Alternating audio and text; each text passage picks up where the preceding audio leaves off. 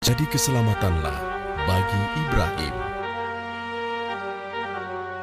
Bangsa Babilonia adalah bangsa yang tidak mempercayai Allah.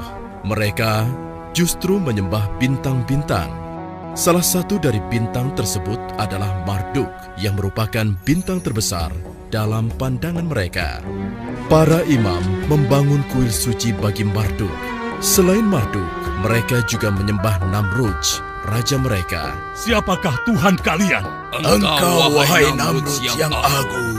Siapakah Tuhan kalian? Engkau, wahai Namrudz yang agung. Siapakah Tuhan kalian? Engkau, wahai Namrudz yang agung.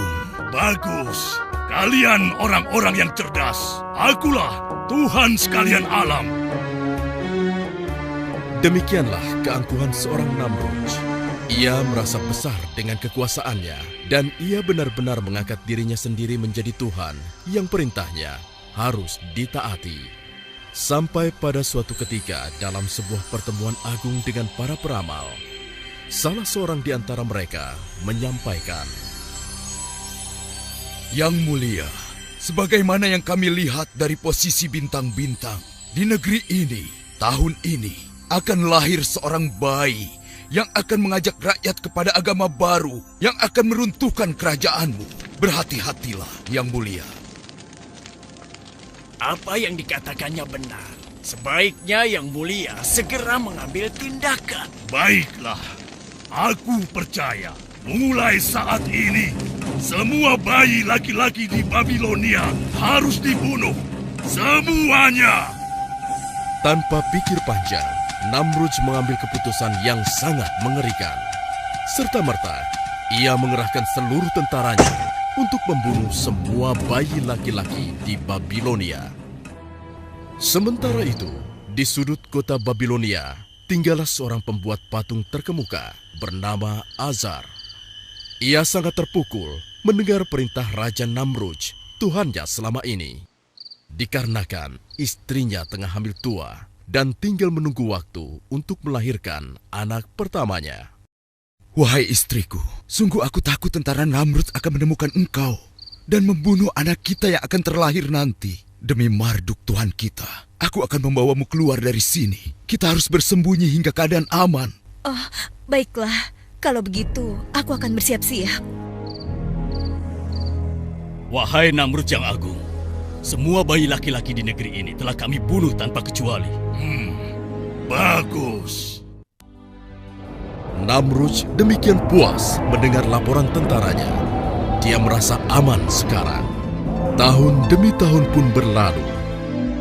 Anak Azar yang telah disembunyikan itu telah tumbuh menjadi anak yang kuat dan cerdas. Ia bernama Ibrahim. Suatu ketika, Ibrahim bertanya kepada ibunya, Ibu, tahukah engkau siapa Tuhanku? Ya ampun, kenapa dia bisa bertanya seperti itu?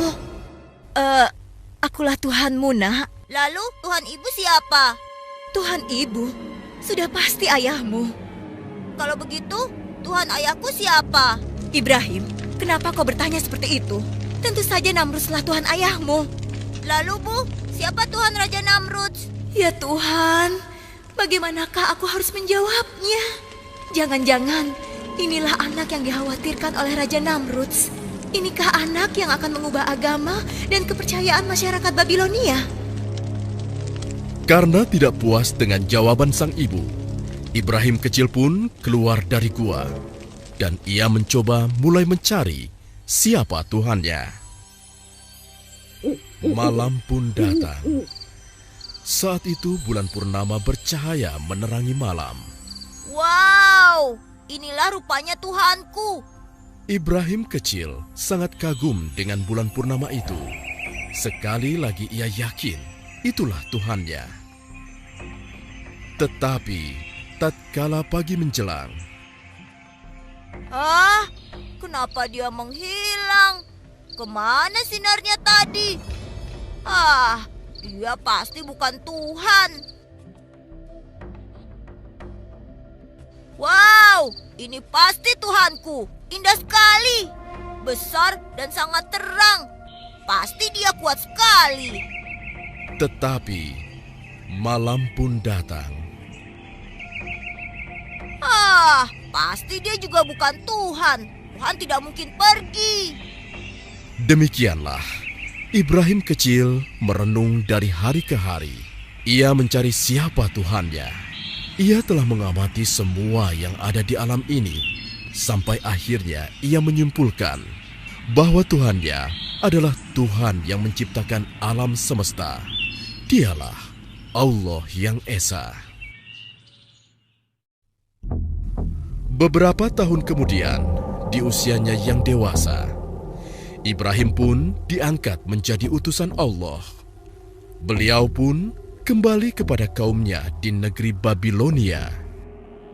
Beliau pun memenuhi tugasnya menyeru manusia kembali kepada Allah.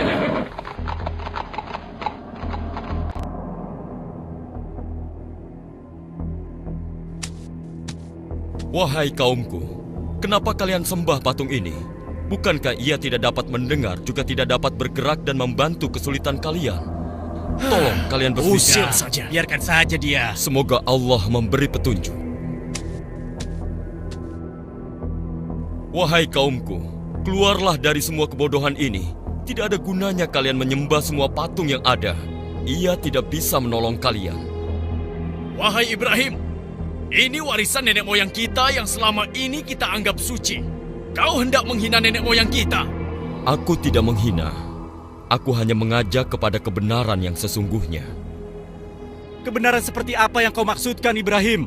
Sembahlah oleh kalian Allah yang Esa yang menciptakan kita, batu-batu itu, dan alam semesta ini. Celaka engkau Ibrahim. Engkau ingin mengganti Tuhan kita selama ini dengan Tuhanmu yang baru. Lalu akan engkau apakan Tuhan-Tuhan ini? Mereka hanya batu belaka. Kalian harus menghancurkannya. Benar-benar gila kau Ibrahim. Engkau ingin menghancurkannya. Terkutuk engkau. Marduk akan menghukummu. Aku tidak takut. Aku berlindung kepada Allah, karena dialah yang harus kita takuti. Aku ingin mengetuk hati kalian. Bukalah hati kalian. Hai Ibrahim, kau tidak lebih suci daripada kami. Hentikan ocehanmu. Aku tidak akan berhenti menyeru kalian kepada kebenaran. Dengarkan dan renungi kata-kataku. Tinggalkanlah patung-patung tidak berguna itu. Omong kosong. Jika engkau terus menghina Tuhan kami akan menghajarmu, wahai Ibrahim. Semoga Allah mengampuni dan memberi petunjuk kepada kalian. Demikianlah, Nabi Ibrahim terus berdakwah tak kenal lelah, menyeru kaumnya agar meninggalkan patung-patung itu dan menyembah hanya kepada Allah saja.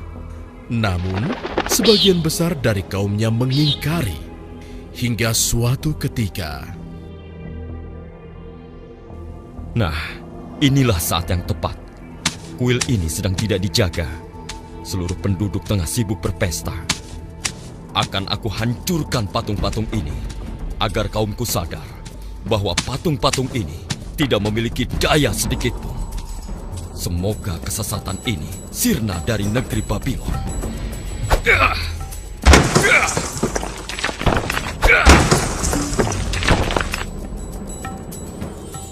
Nabi Ibrahim menghancurkan semua patung-patung milik kaumnya, kecuali berhala yang paling besar yang disebut Marduk.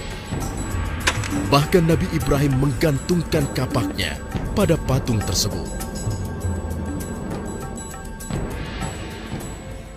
Kemudian, kegemparan pun terjadi.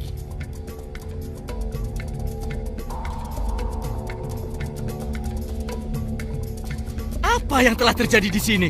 Kenapa Tuhan-Tuhan kita hancur begini? Siapa yang melakukannya? Hanya Marduk yang tidak disentuh. Lihat, hanya Marduk yang utuh. Wahai Itsar yang agung, siapakah yang menghina engkau seperti ini? Mimpikah yang kita lihat ini? Celakalah kita semua. Siapa yang melakukan ini? Jangan-jangan Ibrahim. Karena hanya dia yang berniat melakukan hal ini. Kita seret dia ke sini. Betul, betul. Seret saja dia. Ayo seret. Seluruh penduduk negeri Babilonia gempar. Mereka marah tidak menerima kenyataan yang ada. Dan mereka sepakat kemarahan itu harus ditumpahkan. Hei Ibrahim, Pasti engkau yang telah melakukan ini semua. Mengaku sajalah. Mengapa kau tuduh aku? Mengapa tidak yang lain? Jangan mengelak kau Ibrahim. Hanya kau yang memiliki niatan seperti itu. Apakah kalian sudah menanyakan pada sosok yang memegang kapak? Kau sudah gila. Mana bisa dia berbicara? Apalagi bergerak menghancurkan patung yang lain.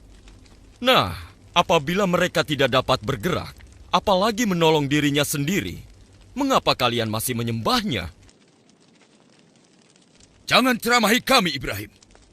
Aku hanya ingin menyadarkan kalian, menyelamatkan kalian dari dosa dan kesesatan ini. Tidakkah kalian menyadarinya? Para pendeta dan penduduk tidak dapat membantah ucapan Nabi Ibrahim. Namun, kesesatan sudah merasuki mereka. Bukannya tersadar, mereka malah menjebloskan Nabi Ibrahim ke dalam penjara. Wahai Ibrahim, aku harap kau menyukai tempat ini. Kau seharusnya belajar untuk tidak bermain-main dengan Tuhan kami. Sekarang berjalan dan bergeraklah. Raja Namrud akan memberikan hadiah kepadamu. Kaukah yang telah membawa agama baru dan Tuhan baru? Kaukah yang telah menghina rakyat Babilonia dan juga para tuhannya? Apakah kau juga yang telah meragukan kekuasaan dan ketuhananku? Jawab! Aku hanyalah seorang utusan Allah, dan aku hanya menyeru kepada kebenaran yang diperintah oleh Tuhanku. Siapa Tuhanmu? Sehebat apa dia? Katakan! Tuhanku, dialah yang menghidupkan dan mematikan. Hanya itu? Aku pun dapat melakukannya. Pengawal, berikan aku 2 orang sekarang juga. Siap! Ini mereka yang mulia. Bunuh yang di sebelah kananmu. Ampuni hamba. Sekarang, biarkan yang satunya pergi. Beri hadiah untuknya agar dia menikmati kedermawananku. Beribu-ribu terima kasih untuk engkau, wahai Namrud yang agung. Engkaulah Tuhan kami. Saksikan itu, Ibrahim. Aku bisa memberikan hidup kepada seseorang dan mengambilnya dari orang lain. Kini coba kau terbitkan matahari di sebelah barat, sebagaimana Tuhanku telah menerbitkannya di sebelah timur setiap pagi. Kau masih juga meragukan ketuhananku. Beraninya kau menghinaku, Ibrahim. Aku tidak bermaksud menghina. Jika kau memang Tuhan, kau pasti bisa melakukan apa yang kukatakan. Kurang ajar. Kau pantas disiksa. Pengawal, bakar dia. Bakar saja. Bakar saja dia. Betul. Siksa! Siksa saja dia! Siksa! Siksa dia! Siksaan dari Namrud! Siksa dia! Apinya besar sekali! Apinya sangat besar!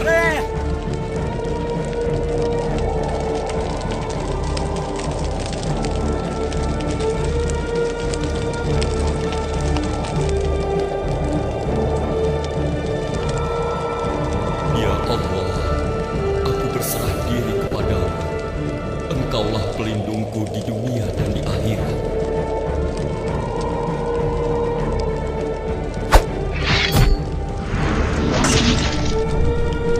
Hasbunallah wa ni'mal wakil. Ni'mal maula wa ni'mal nasir. Wahai api, menjadi dinginlah dan menjadi keselamatanlah bagi Ibrahim.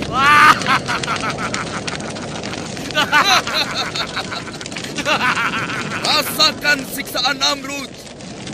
Dia yang menghukum penghina dan penentang Tuhan-Tuhan kita. Wahai rakyat Babilonia, penghina Tuhan kita telah dimusnahkan. Oleh karena itu, Raja Namrud telah menyiapkan pesta untuk kita semua. Bersenang-senanglah kalian. Begitulah rakyat Babilonia bersuka cita dengan dibakarnya Nabi Ibrahim. Namun, seiring dengan padamnya api, keajaiban terjadi. Ya Tuhan, lihatlah, apa itu? Bukankah Ya itu Ibrahim? ampun, Iya, terbakar. tidak terbakar ya? Seluruh rakyat Babilonia terkejut. Ini kejadian yang sangat ajaib. Meskipun demikian, masih saja sebagian besar dari mereka mengingkari kebenaran yang dibawa oleh Nabi Ibrahim. Mereka bersama Raja Namrudz berlaku semakin kejam terhadap Nabi Ibrahim dan pengikutnya. Oleh karena itulah, Allah memerintahkan Nabi Ibrahim dan pengikutnya untuk hijrah keluar dari Babilonia. Setelah kepergian Nabi Ibrahim dan pengikutnya meninggalkan negeri Babilonia, turunlah azab Allah atas Namrudz dan penduduknya yang ingkar di Babilonia.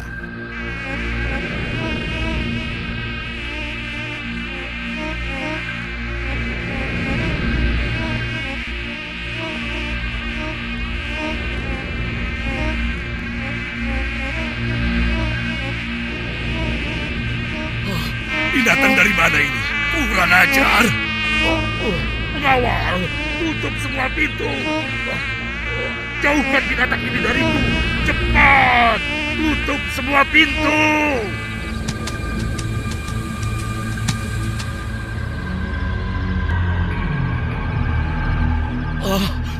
Mengapa bisa begini? Apakah ini karena Ibrahim dan Tuhannya? Hei, pengawal, pengawal, aku sudah menyuruh kalian untuk menutup semua pintu dan jendela. Bunuh nyamuk-nyamuk ini, cepat! Raja Namrudz berteriak-teriak seperti orang kesurupan. Dia harus menghadapi serangan nyamuk, binatang kecil yang menjadi sangat berbahaya pada saat itu. Pengawalnya kebingungan, tidak mampu berbuat apa-apa. Nyamuk itu begitu ganas menyerang Raja Namrudz. Sampai akhirnya, seekor nyamuk masuk ke dalam otaknya.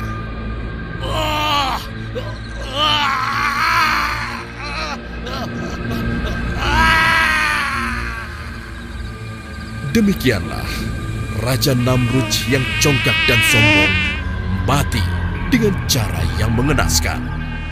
Seekor nyamuk dengan izin Allah Subhanahu wa Ta'ala masuk ke dalam otaknya dan mengakhiri hidupnya yang penuh dengan dosa. Semoga Allah Subhanahu wa Ta'ala melindungi kita dari perilaku yang serupa dengan Raja Namrudz.